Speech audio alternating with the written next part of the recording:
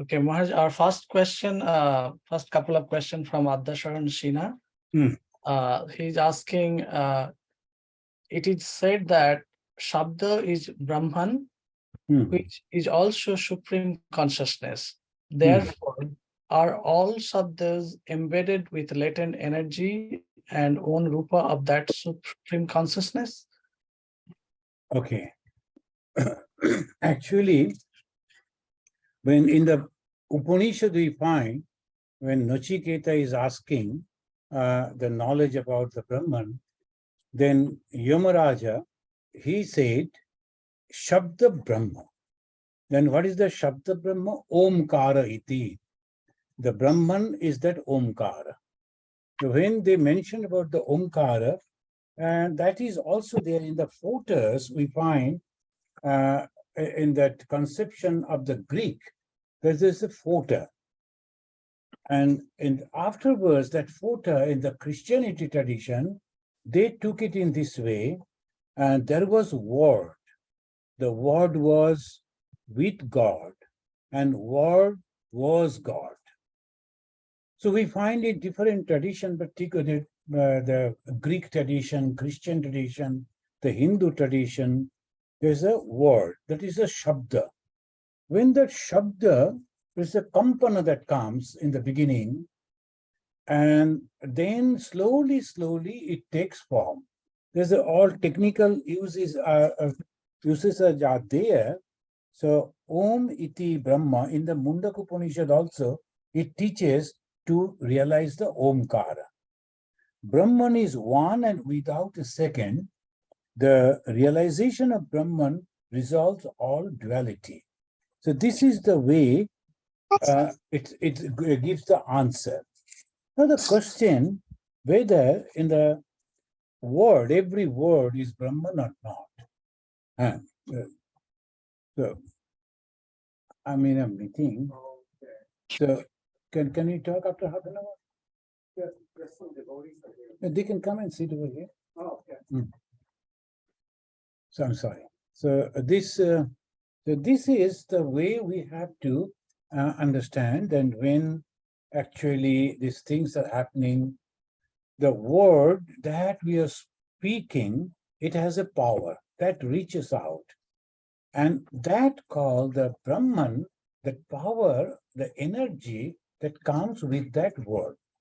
Now, whether all words are Brahman or not, of course, in the Tantrika, the Tantra, they say that the word that the worship, then every word is nothing but that Brahman. There's a beautiful book written by one of our Swamiji, Swami Mumukshananda, on this. And also a lot of discussions are there on this the word Brahman. When we say Ma, the Omkara, do you notice that it's not touching, it's not taking the help of anything? Or that, as Swami Vivekananda said, it is beginning from the navel and then rolling up, and U comes in the throat, and Ma when we are closing two lips and pronouncing Ma. This Om, then when we are pronouncing, it is not taking the help of anything. When we are talking, usually we are using the lip and also the tongue, and we are heating, then only the sound is coming out. So two things are necessary to create a sound. But for the Omkara, it is not. You are not using your tongue even. The sound is rolling out, and that is why when they are concentrating on the Omkara, as in the Mundaka Upanishad, is very clearly says that you better concentrate on the Omkara and you will get the realization. So this is the way, if we can practice. All words are Shabda, that is the Brahman. The Shabda Brahma, when they say, this is the way we can understand. Anyhow. Thank you, Maharaj. So the next question, I think you kind of maybe touched on this. So about the Pranava mantra Om, how did it acquire the symbol of Om? And is there any Gujja Rupa that is associated with it? And the next question, therefore, in general, how each dhoni is ascribed an alphabet? Yes, that is that dhani, though it is a dhani. Now, before going to that, I like to give you an example of Swami Vivekananda, because after 2-3 days there will be Parliament of Religion in Chicago itself. So, and we all know that Swami Vivekananda, he came and gave a talk, and then that all the 7,000 people who were present, they were mesmerized just because of few words. Now, what Vivekananda said? He said, addressing the gathering, sisters and brothers of America. It was an English word. He is not speaking Sanskrit. But even then, the 6,000, 7,000 people, as the report says, that they stood up and clapped. Sisters and brothers of America, the English, the word, the way they were addressed, that touched the heart of each and everyone. So obviously, if we say, are they having the same effect? No. Why? Because with that, power is not there.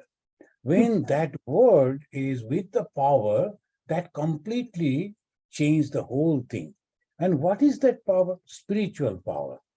We are all known about this, that spirituality, but at the same time, we are not very much aware of it. What is the spirituality? It is that, as it is, they say, the Om, the white is a late. Oh, what happened? Okay. That's a,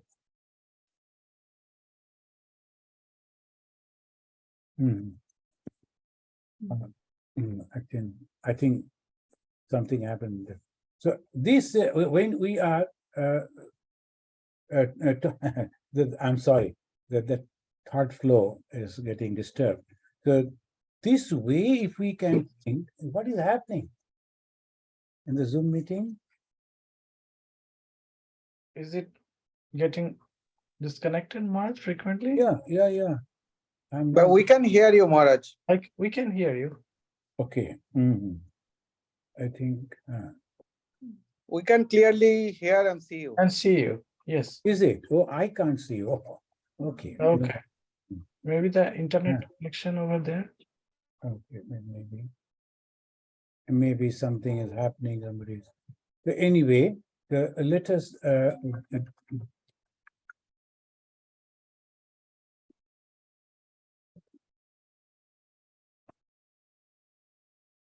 But if you can hear me, then let me conclude this.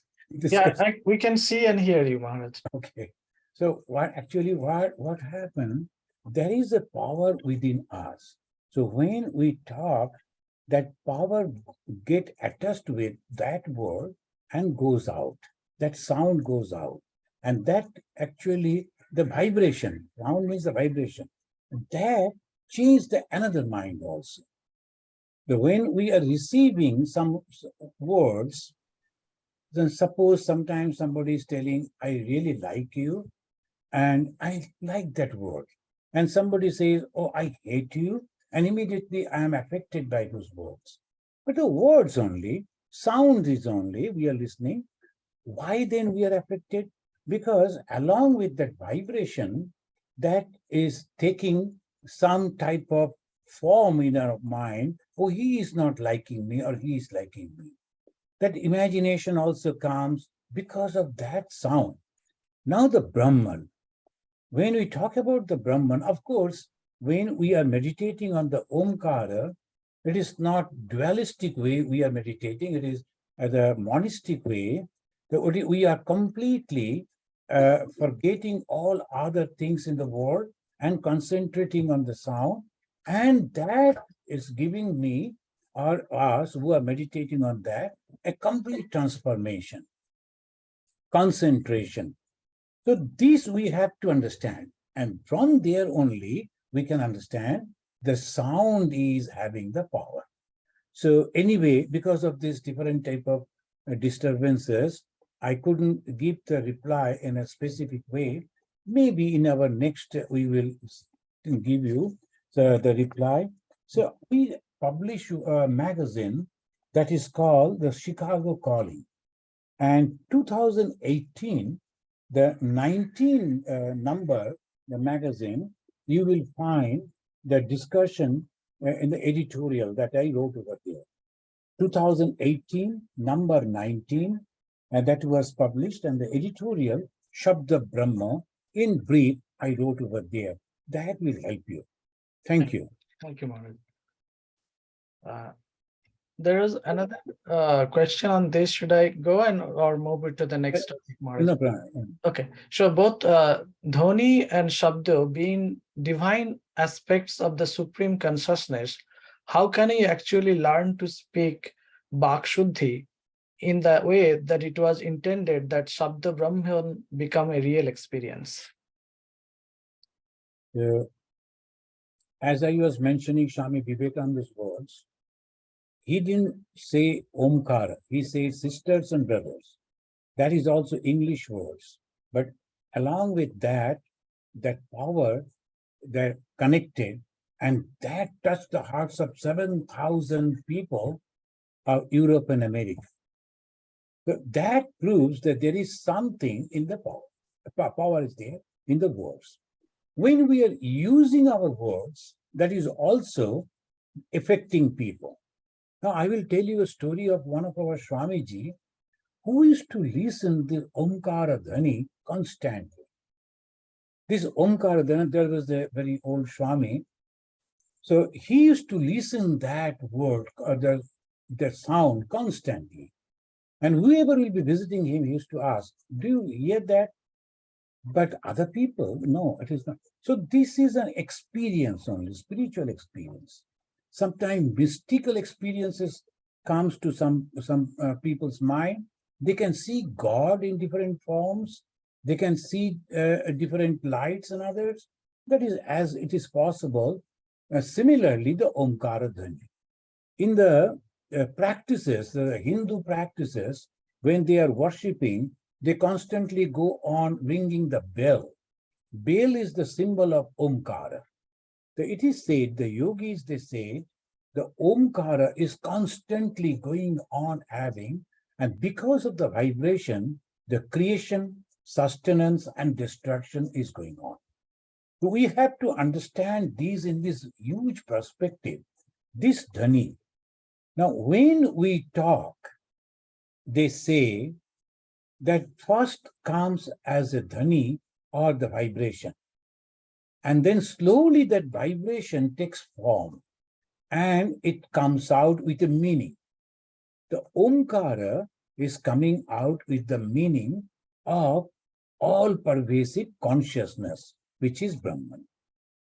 So that is the way. Now, I think we will discuss it because it is a little complicated, and because you have to go to the reference to the Christian, the word also.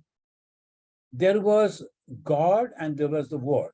So they said the Word was with God, and then finally they said Word became God. Now, how it is? The Word becoming God, the Omkara becoming Brahman, how that Brahman means consciousness, and that consciousness all-pervading. Why we are using the word Om? Because to create Om, we are not using two. We are not using any two, only just the sound is coming. Brahman, who created Brahman? No, Brahman was not created by two. It was just actual, original, eternal. And that is why there is no destruction of the Brahman. The Brahman is eternal. So why we have chosen these particular letters? Because when we are pronouncing this letter, Om, it is not taking the help of two to give that effect to understand the Brahman, which is very, very subjective. No word can explain it, and no form can show it. So how you will explain to the students? this is just like the Omkara, which never takes the help of others to form. The Brahman is also actual and original and eternal and self-created thing. So that is the main relation. Thank you, Maharaj, for nicely explaining this. It's a little bit complicated, but I think it is very nicely explained. Thank you. For the next couple of questions from me. So first question, people often try to justify their deed or action by saying that they have done or doing this because it's a will of God, and try to persuade others towards the same. So I have two questions regarding this. The number one is, we know that from Thakur's life that he always took the consent of Ma Kali at Dakshineshwar before choosing to do anything, but he was an avataro and a God-realized person. How can he judge whether it's right or wrong when an ordinary people say something as a will of God? A very good question. Sometimes we self-hypnotized ourselves. Most of the people, those who are so-called the realized soul, self-hypnotized. Why? That we start thinking that whatever I am saying, it is a word of God, or what I am doing is that God is asking me to do. So by that way, slowly, we self-hypnotized ourselves. How I will know that I am truly following the words of God? First, when the God is asking me to do something, the two things we will surely have. One, it is purely unselfish work. If there is anything attached to the selfishness that I am going to get the benefit out of this, it can never be the words of God. So that no benefit should be there, no thing that I am going to get of that, from that the work. So this is the first thing. When the spirituality or the religion of the God or the consciousness try to direct us, they do it in such a way that that person become completely unselfish. And second, the motivation of the work is love. When just out of love we are working, doing, helping, that will indicate that this is coming out from the original, that God of the purity of the Brahman. So this is the way we have to understand. Now, sometimes when we are doing something like the monastic life, we are running the schools, the hospitals, and different. Why we are doing it? Two things you will always notice. There is no selfish motive. And we do that out of love. If anyone doing anything with these two things, surely he is getting the indication of God, and we can accept that. Thank you, Maharaj. So the connected question is, if something is truly a will of God and our understanding cannot recognize it, is it just one chance that one can miss, or will the God make his way to convince us anyhow that if it is a true wish? God, if the God wants to make you to work, he will do it. Because he's all-powerful. And whether you like it or not, you have to do that. Like the two examples I will give you. And when one in Mahabharata, most of you know that Mahabharata story, the Arjuna, he never wanted to fight because the opponent people, they were his relatives, his friends, his brothers. So he was refusing. The God pursuing him, though they are your relatives, but in reality, they are not good people. And as a Kshatriya, this is your dharma, this is your the duty to fight against the evils. And when the Arjuna refused, the God said, I have already done it. And I made in such a way that you must have to do it. You have to do it. This is from that Mahabharata. Recently, Swami Vivekananda was very fond of meditation, and he used to practice long time meditation. His guru, Bhagavan Sri Ramakrishna, he asked him, you should do this and that. He refused. When he said, what you want to be, what you like to. Then he said, I like to meditate constantly, and just to keep the body, I will wake up and then take some food. Again, I will go into meditation. But Bhagavan Sri Ramakrishna said, I fly on you. I wanted to see you as a big tree under whose shadow people will come and take rest. And you are so selfish, thinking about your only yourself, the realization and the liberation. So this is a different way. Vivekananda refused to work. Then Sri Ramakrishna said in his Bengali, he said, "Tor hard korbe." That means you're born and you are bound to do it. So when the God is deciding to do some work through some person, he will make him to do that. Thank you. So the next question is, it's a little bit connected with the Shabda theme. In Hindu worship, we have different mantras and rituals for different god and goddesses. So when we do our daily puja of our home deity, we keep it very simple. We offer some food, give flowers, utter a few chants, but do not do the full chores. So even if we utter sometimes some mantras, we often do not understand the meaning of it. So this brings me to two questions. Since these mantras and rituals came from Tantra, were these aimed for tantric sadhaka, not for ordinary people? No. This is, of course, for ordinary people. If we can really know the meaning of the mantra, that gives a very good effect. But without even that, if you are pronouncing, that also acts, that is also there.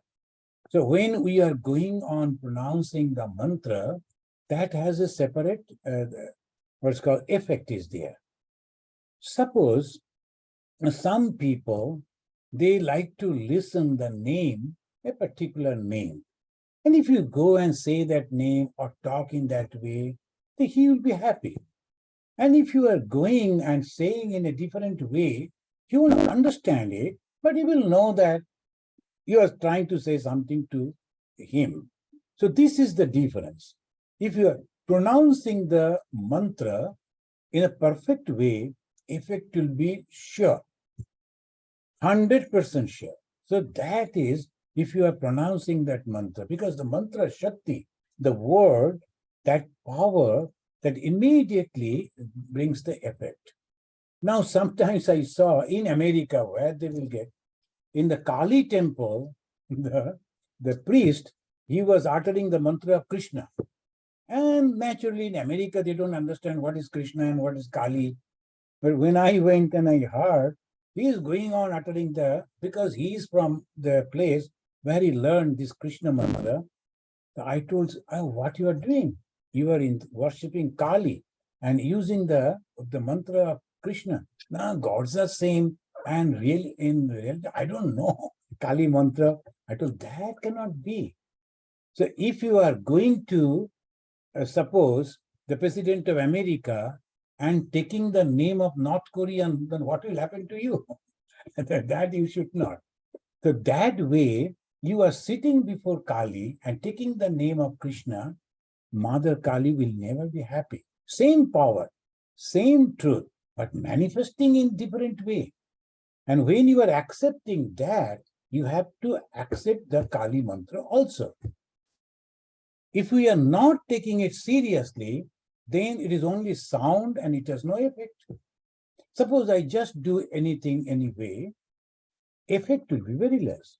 But along with that, as Bhagavan Sri Ramakrishna said, if you have Shraddha, if you have total dedication and love, and if you pray to God, I do not know how to pronounce your mantra, but I truly love you.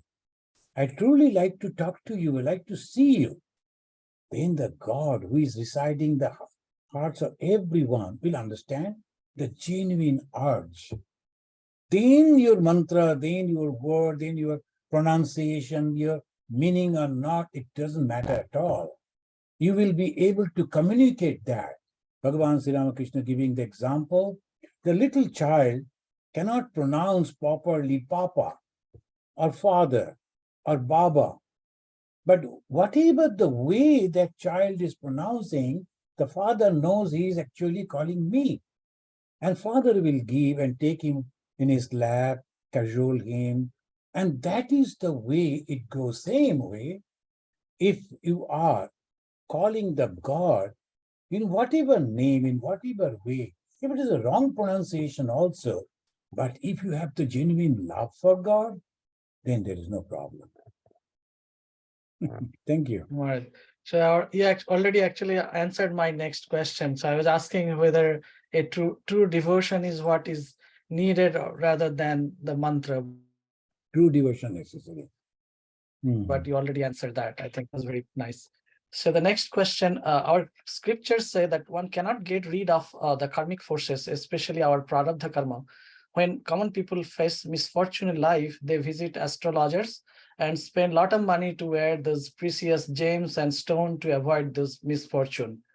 Holy Mother once said that it is not that one will not face any bad times, but if that person truly practices chanting and japa, the effect of prarabdha karma surely reduces. Yeah. And Holy Mother gave an example that someone's leg supposed to be chopped off in an accident. Instead, that person got a nail prick in his foot because of his spiritual practices. So Yes. with this in mind, my question is, should one avoid going to astrologers, instead should go to a Sadguru for the right directions in this situation? See, astrology, we cannot say the straight way it is all wrong thing or false thing. No, it is there. Because the situation of the planets, the effect comes on every being. And sometimes, as at present, in 2020, all the astrologers, they said the Saturn, Shani, it went the wrong way. That's called Bakri in the terminology. Bakri means Shani is supposed to round from right to left. It went from left to right and went backward and blocked the way of Buddha. And Buddha is the main to give the all good things to the people. And the Shani is the completely opposite. It gives all wrong things. So it blocked that. And so 2020 was a terrible year for the whole world. 2020, 2021. Very recently, once again, that Saturn, the Shani, has gone back again, but for a short period of time, maybe up to September. And that's why you will find that there are different type of things happening all over the world. It is not an individual. Everyone is affected by that. Now, who will calculate it? Will you believe if you can say the right time, right place of a child's birth, then there are people who can calculate and say what will happen to him in future, whether he is going to have a long life or not. Everything truly it is possible. Bhagavan Sri Ramakrishna, he could see and say, because he said, I could see the mind of people as I see the things in a glass almirah. So we cannot simply deny it. It is true. But the thing, science is science. If you are really, really perfect in calculating, then you can say that correctly. But most of the time, the people are not that. They are business. They are making the business on that way. So slowly, slowly, people are losing the respect for this. When that Parikshit was born, the only son in the Pandava clan, then the Yudhishthira, he invited the senior people to calculate about. And whatever they say, everything came true. So how you can deny? It is really possible. Those people say, this boy will be powerful, this will be very good king, there will be all this. Then he will make a mistake and he will get the curse from Brahmana and he will die by snake bite. Everything happened. So how can you say like that? So this is the thing that is there. The long back when I was just novitiate in Advaita Ashrama, Brahmachari, so there one Swami came from Himalaya. So in a short stature, so we used to have some fun with him. How many gods you have seen, like that. We used to, because we were young, we used to have all this fun with him. After the night food, we used to have that Swamiji, when we are having, after the reading, in ashrama, after the night food, we all sit, read a good book, and then discuss about that. Then free time for 45 minutes, 1 hour. Then that time we just cut jokes and like this. And that Swamiji, when it was over, suddenly he asked me, "Can you stand up?" I stood up. He went round and then he said, "I can see after your tapasya or whatever you are going to give the spirituality to the society, but the Indian society or the Mother India is not going to get it. Somewhere else, he will do that." And that was in 1976. Naturally, we never could think about it. And afterwards, 2013, when they asked me to come over here, and these things happened, then now I wonder, how could we see that? It truly happened. So we cannot simply say it is all false. But of course, we have to be careful about these so-called the astrologers. I think enough up to this. Thank Okay. you for having us. Okay, Maharaj. Next month again. We'll continue in the next one. Thank you, Maharaj. We can chant the mantra, Santi mantra, and Shanti. Om Shanti, Shanti, Shanti. Harihi Om Tat Sat. Sri Ram Krishna Arpanamastu.